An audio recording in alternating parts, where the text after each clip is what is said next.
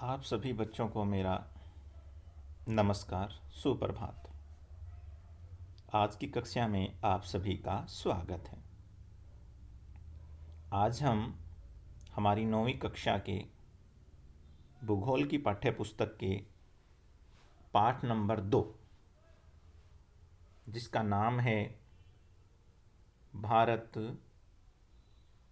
का भौतिक स्वरूप, कि जो भारत जिस देश में हम रहते हैं, उस देश का भौतिक यानी कि मेटरलिस्टिक, कि यहाँ पर जो पर्वत, नदियाँ, मैदान, द्वीप समूह, पठार, मरुस्थल, घाट,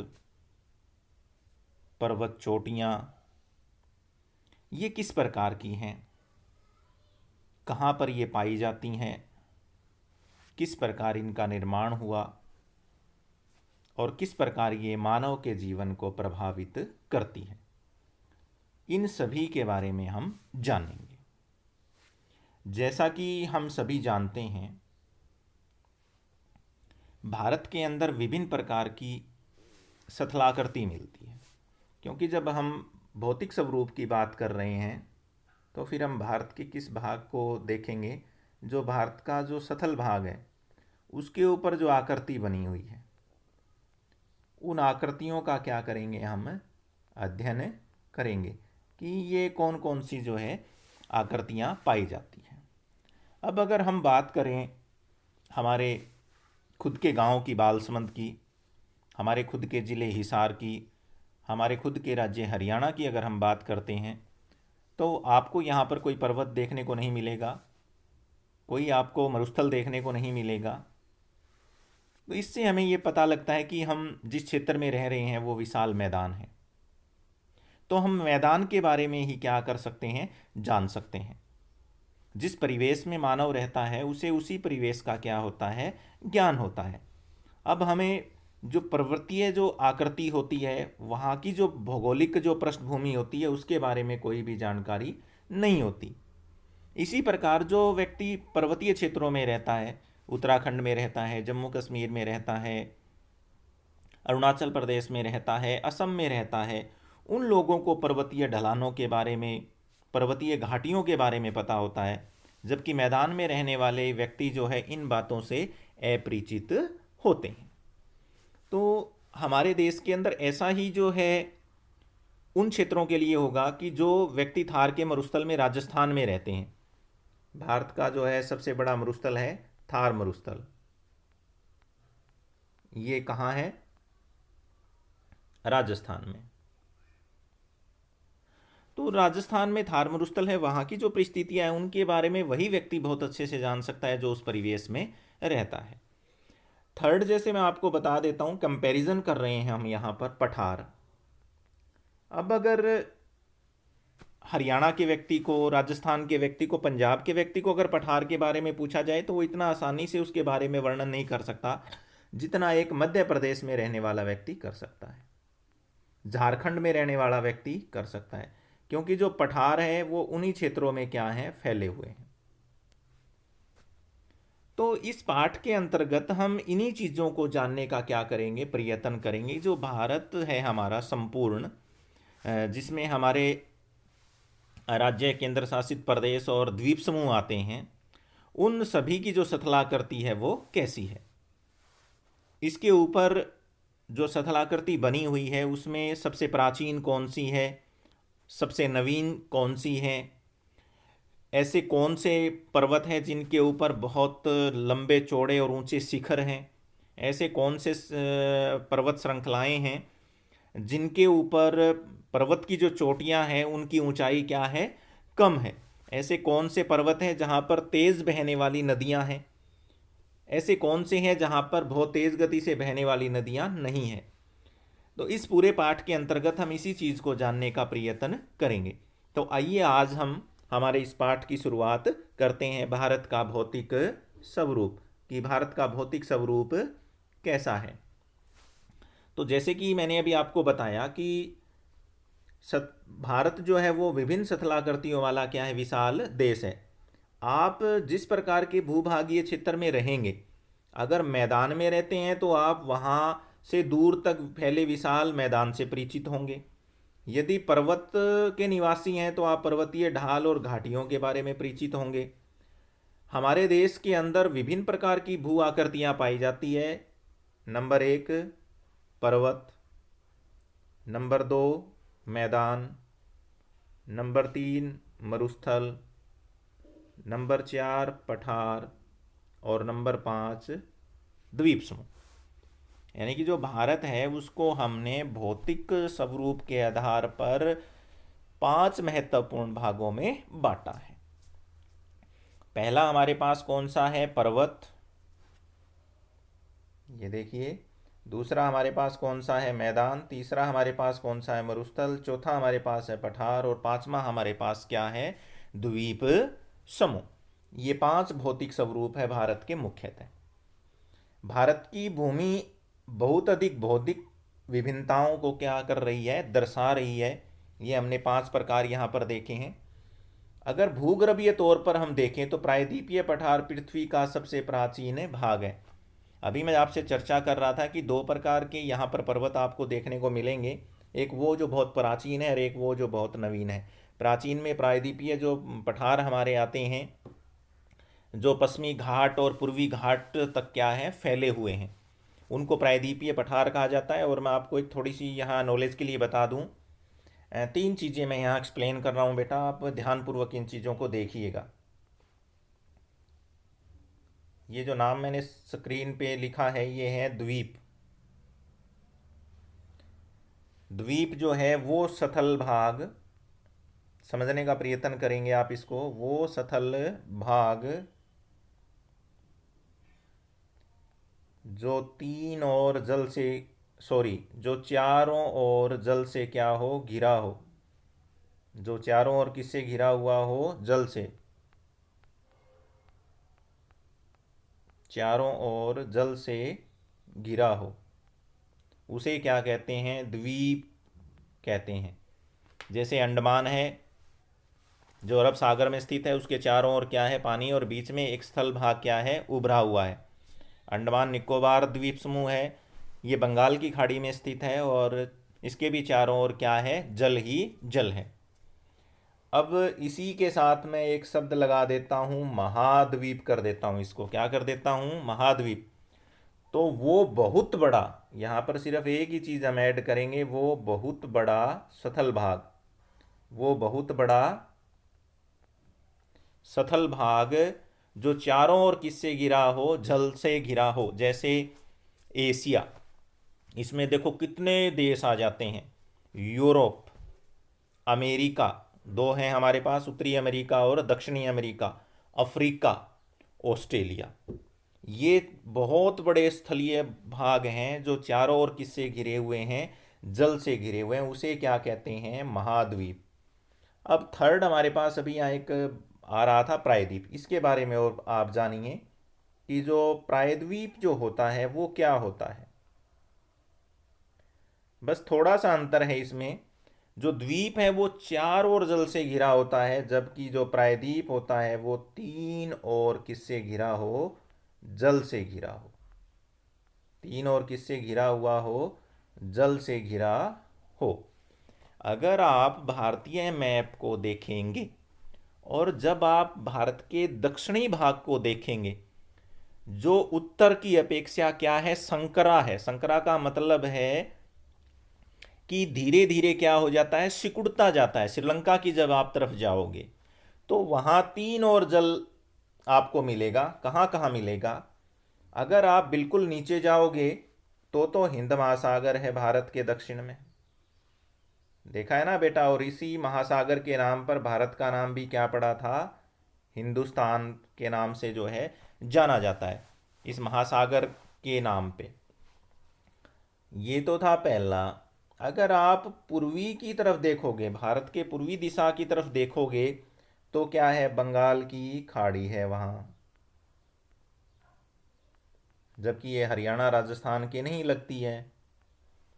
तीसरी अगर देखोगे आप पश्चिम में आओगे तो क्या है, अरब सागर है।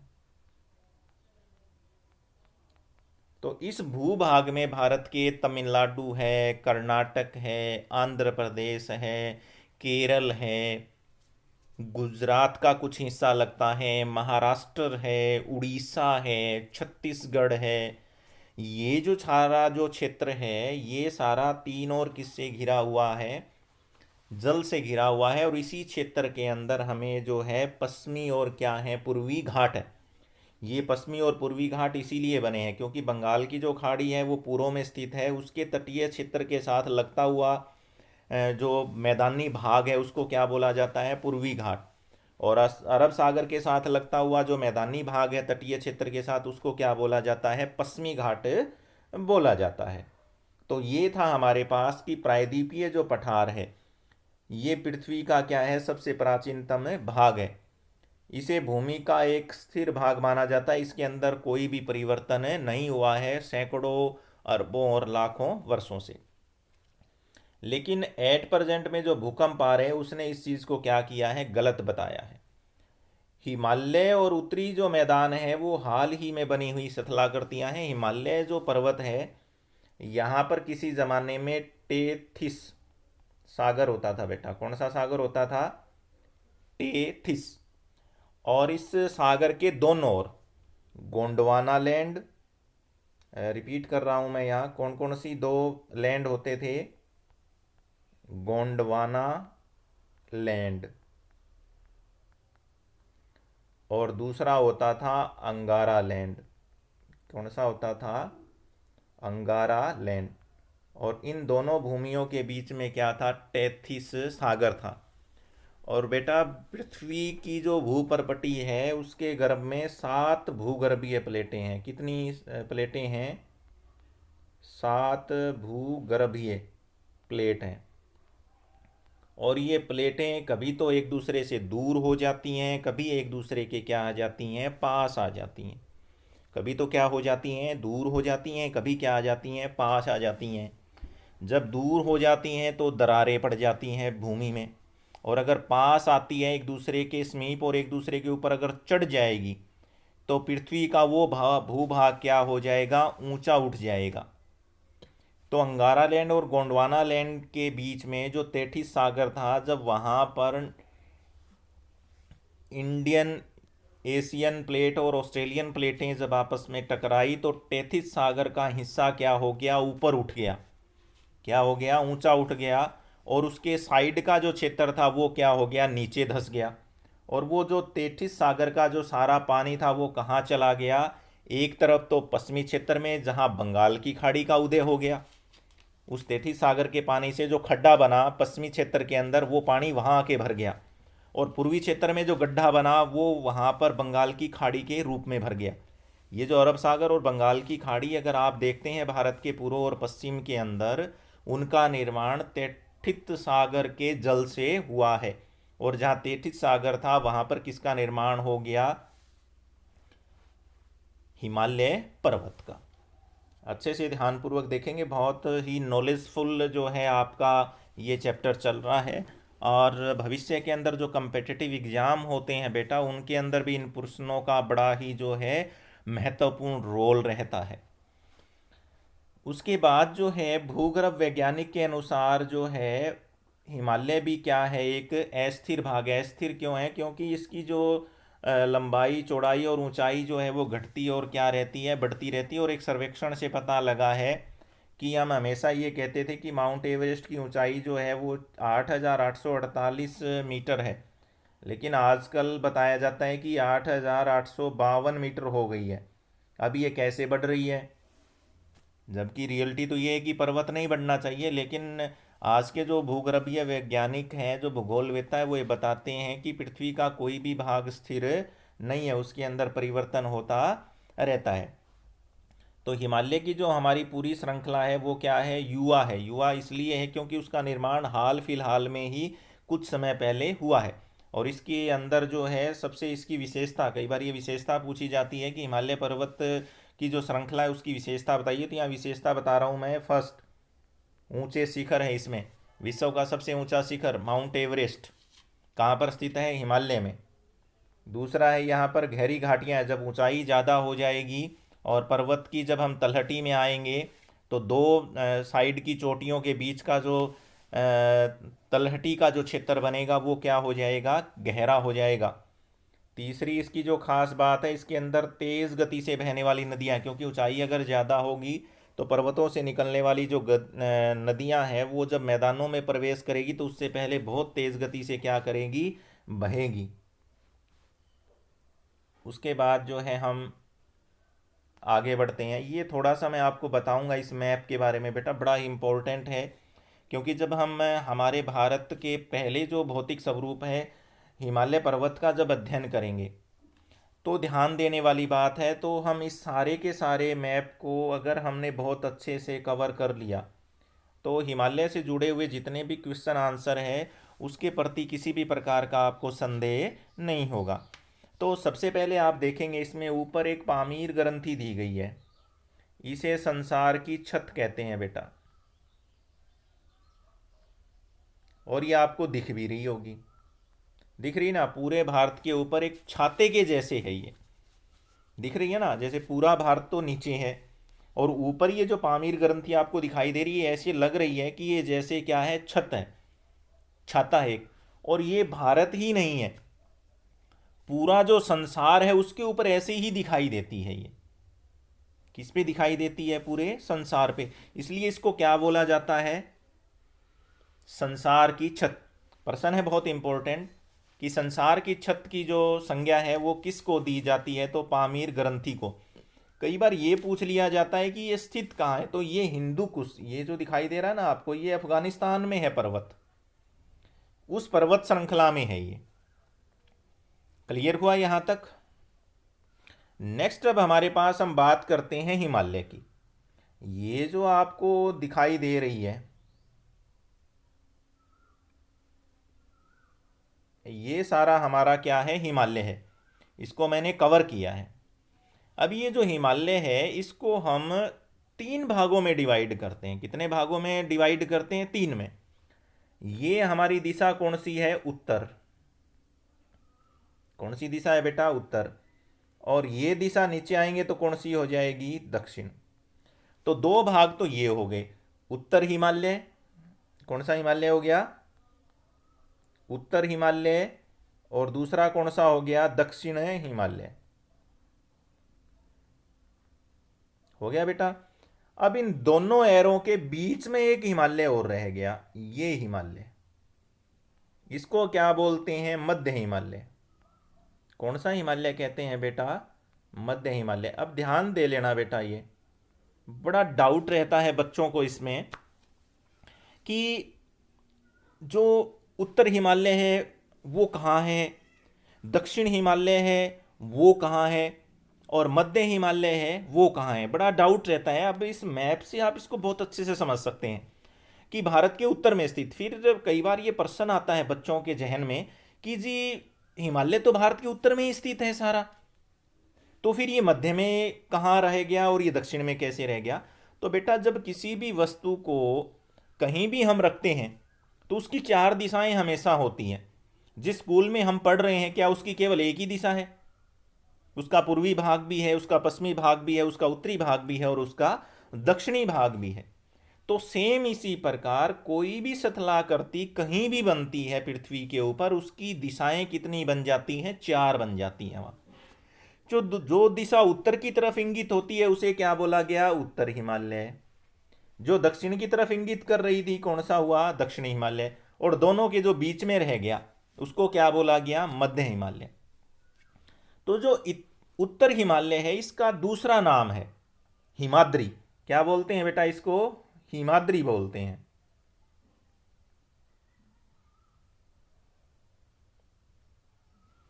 उत्तर जो हिमालय है उसको क्या बोला जाता है? हिमाद्री बोला जाता है। और जो दक्षिण जो हिमालय है उसको शिवालिक बोला जाता है। और कई बार आपने सुना भी होगा शिवालिक की पहाड़ियां कहाँ स्थित हैं। तो वो जो शिवालिक की पहाड़ियां हैं वो कहाँ पर स्थित है? हिमालय में स्थित है। और ये जो मध्य भाग है इसको क्या बोला जाता है? निम्न हिमालय। क्या बोला जाता है? निम्न हिमालय। और निम्न हिमालय के साथ साथ इसका जो दूसरा नाम है वो है हिमाचल। क्योंकि ये जो क्षेत्र आप देख रहे हैं जहां मैंने इसका एरो लगाया था, ये हिमाचल है। कौन सा राज्य है भारत का? हिमाचल। तो इसको क्या बोला जाता है? हिमाचल हिमालय भी कहा जाता है। क्या बोला जाता है बेटा? रिपीट करेंगे? हाँ, वेरी गुड, शाबाश। मध्य हिमालय है, उसको निम्न हिमालय के साथ साथ हिमाचल हिमालय भी बोला जाता है। ये तो था हमारे पास हिमालय पर्वत की। हिमालय पर्वत का निर्माण मैंने आपको बताया।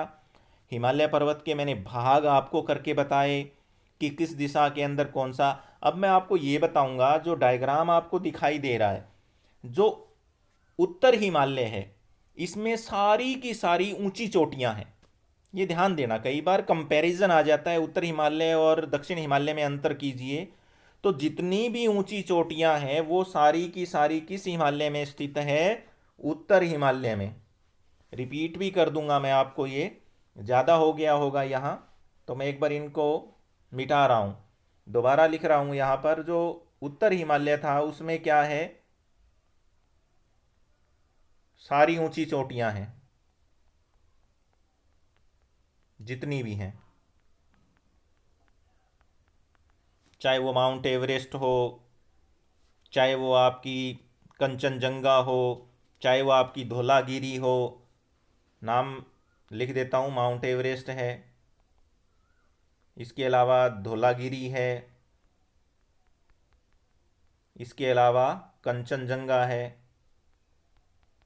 ये सारी हिमालय की सबसे ऊंची चोटियाँ, और ये सारी किस में स्थित है? उत्तर हिमालय के अंदर स्थित है।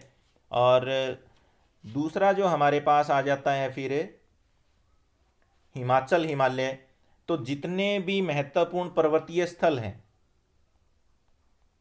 हिमाचल हिमालय कह लो, चाहे आपको इसको निम्न हिमालय भी कह सकते हैं, जितने भी महत्वपूर्ण पर्वतीय नगर है, जैसे दार्जिलिंग है, ये कहाँ पर स्थित है? इसी में। शिमला है, लोग घूमने के लिए जाते हैं। नैनीताल है, लोग घूमने के लिए जाते हैं। ये जितने भी ताल हैं, ठीक है, या दून है, देहरादून है, पाटली दून है, कोटली दून है, ये सारे के सारे इसी हिमालय में क्या हैं? स्थित हैं, क्योंकि ये बीच का हिमालय है। थर्ड जो हमारे पास आ जाता है बेटा, वो आता है दक्षिण हिमालय। तो दक्षिण जो हिमालय था, जिसको शिवालिक भी कहते हैं, इसके अंदर जो है कम ऊंचाई की जो है क्या है? चोटियां हैं। कम ऊंचाई की इसमें क्या मिलती है आपको? चोटियां यहाँ पर मिलती है। जैसे कामेट है, वो हमें कहाँ पर मिलती है? दक्षिण हिमालय के अंदर मिलती है। तो ये तो था हमारे पास हिमालय की, जो भारत के अंदर जो है फैला हुआ है, पश्चिम से लेकर के पूर्व तक। ये भाग क्या हो गया? पश्चिम। और ये भाग क्या हो गया? पूर्व। और पूर्वांचल के ये जितने भी स्टेट हैं जिनमें हिमालय फैला हुआ है, जिसके साथ ब्रह्मा की हमारी सीमा बनती है, म्यांमार की, ये देखिए यहाँ है म्यांमार, ये जो एरो मैंने लगाया है यहाँ पर। तो इसको, इस सारे भूभाग को क्या कहते हैं? पूर्वांचल। पूर्व के अंदर बसा हुआ पूर्वांचल। तो पूर्वांचल में कौन कौन से स्टेट आ जाते हैं हमारे? असम आ जाता है बेटा, अरुणाचल प्रदेश आ जाता है हमारा, उसके बाद मेघालय आ जाता है, या हम कह देंगे कि seven sisters of India, Bharat की 7 बहनें, seven sisters of India, seven sisters of India, ये सारी कहाँ पर स्थित है? पूर्वांचल के अंदर स्थित है। ये तो था आपका हिमालय पर्वत। ये कुछ एक यहाँ आपको मैं चोटियाँ बता देता हूँ, दिखाई देगी आपको बहुत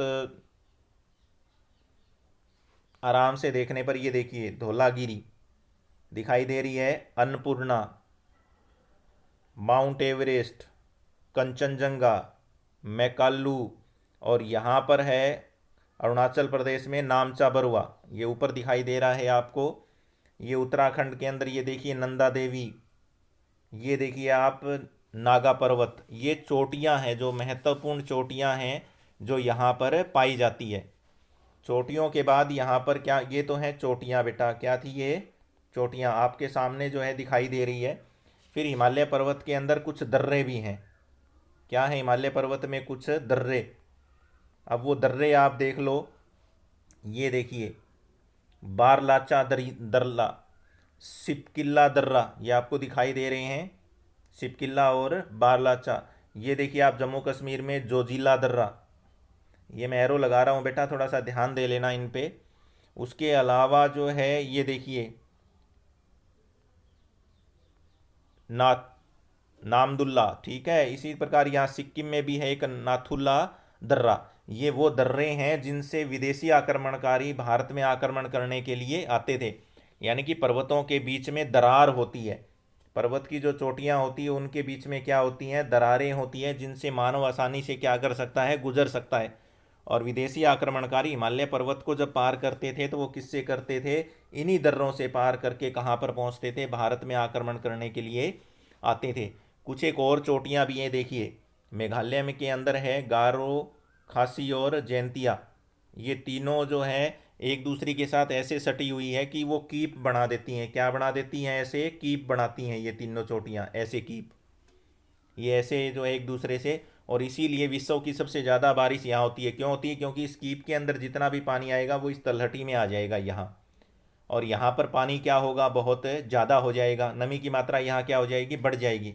तो विश्व की सबसे ज़्यादा अगर वर्षा कहीं भी होती है तो वो मेघालय में होती है, और वो जगह है मासिन राम। कौन सी जगह है, मासिन राम। तो आशा है कि आपको हिमालय के बारे में बहुत अच्छे से क्या लग गया होगा पता।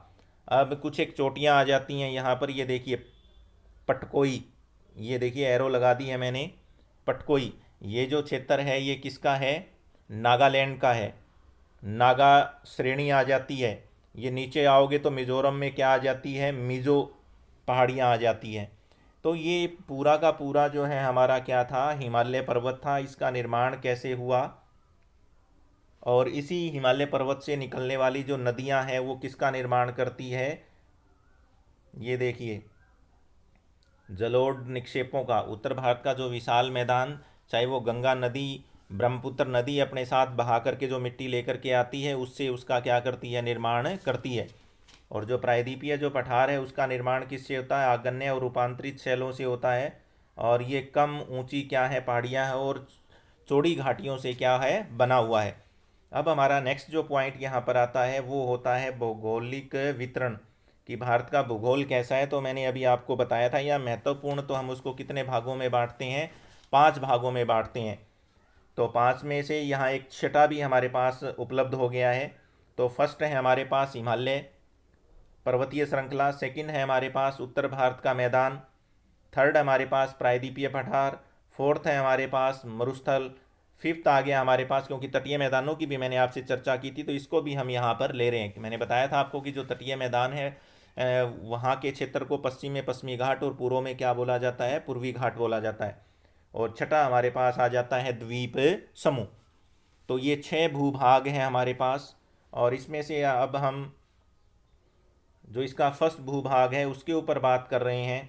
वो सारी बातें मैंने अभी बता दी थी कि हिमालय पर्वत का निर्माण कैसे हुआ, ये कहाँ से लेकर के कहाँ तक फैला हुआ है, इसके किस किस भाग को क्या क्या बोला जाता है। फिर भी थोड़ा सा और हम इसको पढ़ लेते हैं यहाँ पर। तो ये देखिए हिमालय जो है वो भारत का एक जो है भूगर्भीय रूप है। ये युवा और बनावट के दृष्टिकोण से क्या है, वलित पर्वत, वलित का मतलब वलय पड़े हुए हैं इसमें, कहीं ऊंचा है कहीं पर क्या है, नीचा है। हिमालय जो है विश्व की सबसे ऊंची जो है पर्वत श्रेणी है, और इसके अंदर अत्यधिक असम, असम का मतलब ये कि समान नहीं है, ये समतल नहीं है, अवरोध है इसमें। इसकी जो लंबाई है वो 2400 किलोमीटर है, और चौड़ाई इसकी कम होती जाती है। कश्मीर में तो ये 400 मीटर जो है चौड़ा है, और अरुणाचल प्रदेश में जाकर के इसकी जो चौड़ाई है वो क्या हो जाती है, कम हो जाती है। ये प्रश्न बहुत बार पूछा जाता है, क्योंकि जैसे जैसे पूर्वी क्षेत्र की तरफ बढ़ता है ये तो इसकी जो चौड़ाई है वो क्या हो जाती है, कम हो जाती है। तो अगर इसके विस्तार को देखें तो हम इसको कितने भागों में बांटते हैं, तीनों भाग मैंने आपको बता दिए थे। एक तो महान हिमालय था जिसे हम उत्तरी हिमालय कहते हैं, देखिए उत्तर के अंदर जो स्थित है उसको उत्तरी हिमालय या महान हिमालय कहते हैं। और दूसरा इसका नाम क्या था, हिमाद्री, जो मैंने आपको दिखाया था वहाँ। उसके बाद में इसके अंदर सबसे ज़्यादा ऊंचे क्या हैं, शिखर हैं, ये मैंने आपको बता दिए थे। और इसके अंदर जो ऊंचे शिखर है वो आप देख भी सकते हैं यहाँ। ये मैंने माउंट एवरेस्ट आपको बताया, ये नेपाल में है, दिख रही है आपको। कंचनजुंगा ये भारत के अंदर है, सिक्किम में। मैकालू है, भारत में है। धौलागिरी है, ये भारत में स्थित है, सॉरी ये नेपाल में स्थित है, दोनों के दोनों। उसके अलावा जो है नेक्स्ट हमारे पास ये आ जाते हैं, नागा पर्वत है, ये भारत में स्थित है। अन्नपूर्णा नेपाल में है। नंदा देवी उत्तराखंड में है, भारत में।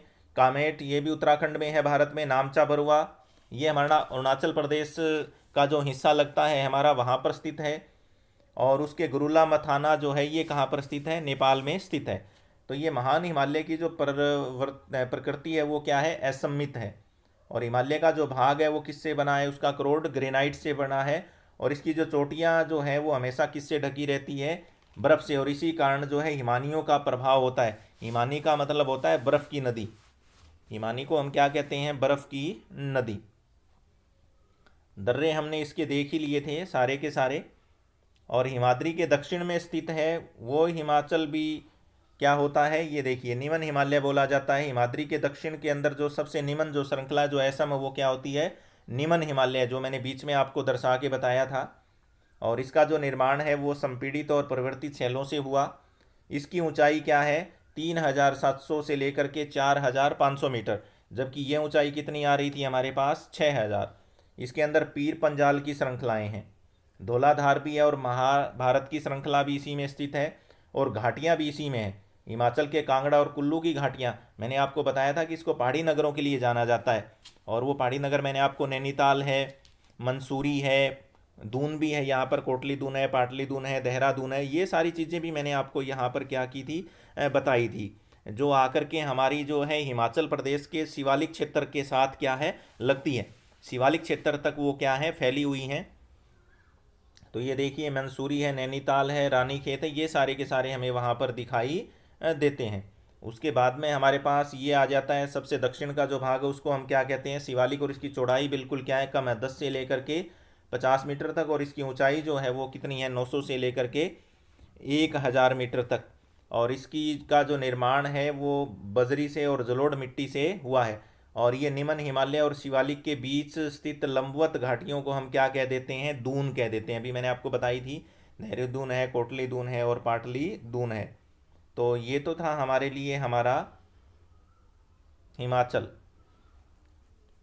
और उसके साथ में जिसको हम हिमाचल हिमालय भी कह देते हैं।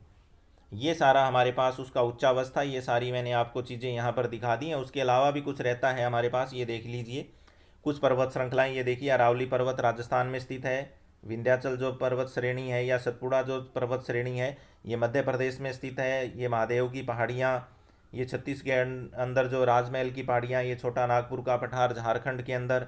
ये देखिए आप, मैंने आपको घाट बताया था, ये तो है आपका कौन सा घाट, पूर्वी घाट।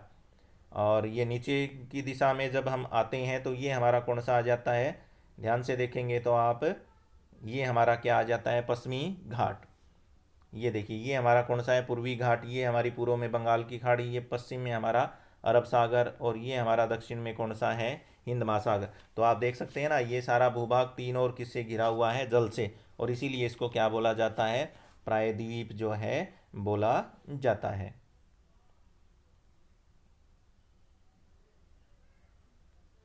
तो ये देख सकते हैं हिमालय पर्वत के बारे में थोड़ा सा, इसमें जो नदियाँ बहती हैं। ये देखिए उत्तर और दक्षिण के अतिरिक्त हिमालय को पश्चिम और पूर्व तक फैले क्षेत्रों के आधार पर भी हम क्या कर सकते हैं, विभाजित कर सकते हैं। तो पश्चिम के अंदर तो कौन सी नदियाँ बहती है, सतलुज और सिंधु नदी। हिमालय के भाग को क्या बोला जाता है, पंजाब हिमालय। लेकिन पश्चिम से पूर्व में क्रम से इसे क्या बोला जाता है, कश्मीर और हिमाचल हिमालय के नाम से भी जाना जाता है। इस क्षेत्र में सतलुज और काली नदियों के बीच का हिमालय, उसको क्या बोला जाता है, कुमाऊँ हिमालय। ये प्रश्न इंपॉर्टेंट हो जाते हैं। सतलुज और जो सिंधु नदी है उसके बीच के हिमालय को क्या बोला जाता है? पंजाब हिमालय। सतलुज और काली नदियों के क्षेत्र के भाग को हिमाचल में जो स्थित है उसको क्या बोला जाता है?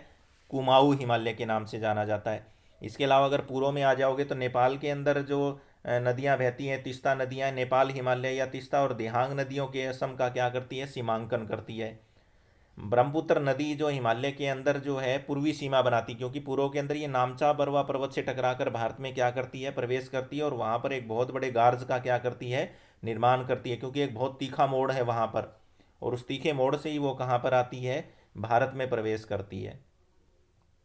तो वहाँ पर जो फैली हुई पहाड़ियाँ मैंने आपको पहले नाम बताया था उसको क्या बोला जाता है? पूर्वांचल बोला जाता है।